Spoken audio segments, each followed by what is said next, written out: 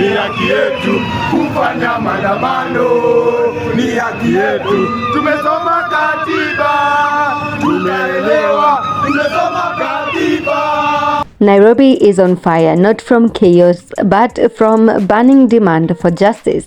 No justice, no budget. These are the chants that have gotten to be echoed by protesters in Nairobi CBD.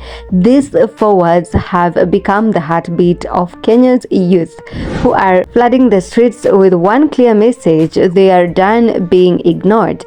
This latest protest wave was sparked by the mysterious and painful death of Albert Ojuang, a blogger arrested in Homa Bay recently, taken to Nairobi, and just days later passed on in a police cell. Authorities initially claimed he hit his head on a wall, but the autopsy said otherwise.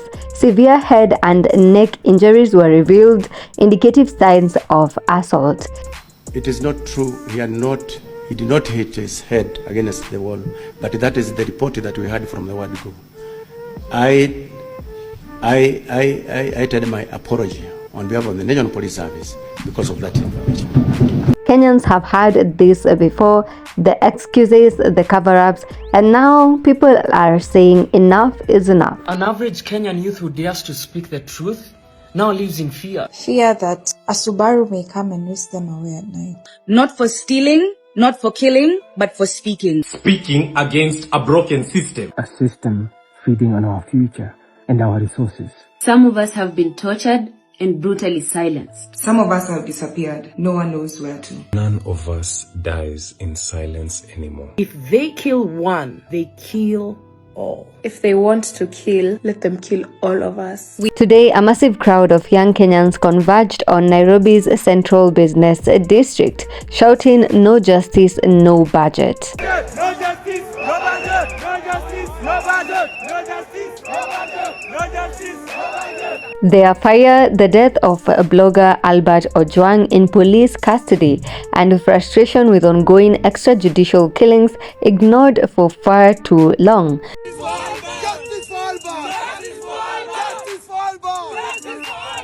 Footage online from protesters at CBD show hundreds of protesters undeterred by tear gas and water cannons, chanting demands and refusing to disperse.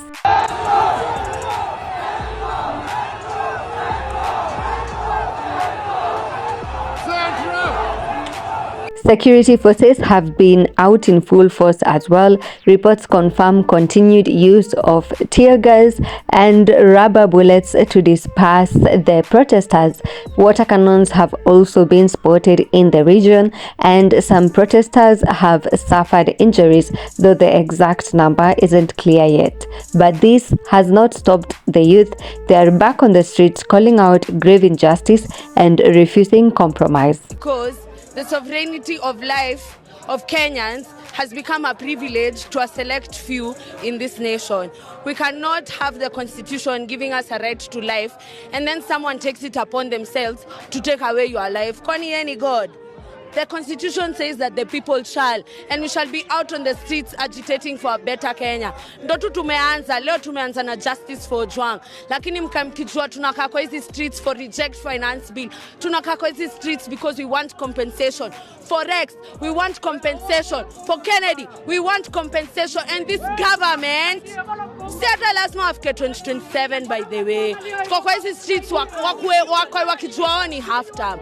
I'm here because I can do something about it. I'm here because I have nothing else to lose other than my miserable life. Early today, 2 vehicles were torched near these areas. Protesters, however, say that those responsible were not part of their group.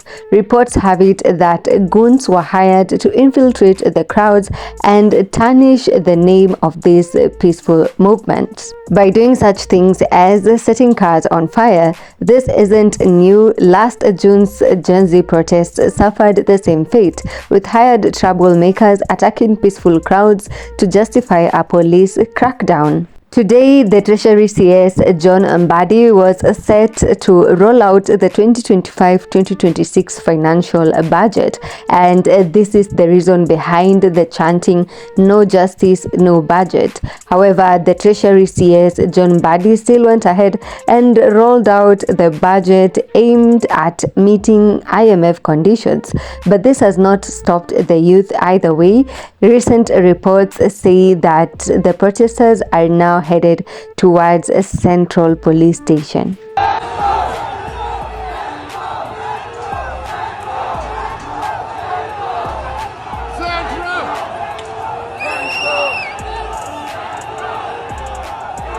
These are some of the highlights of today's maandamano. What are your thoughts on this? Were you there? What can you say about it? And what can you say about the way the protesters were handled today? Engage with us in the comments and always keep it here for more updates.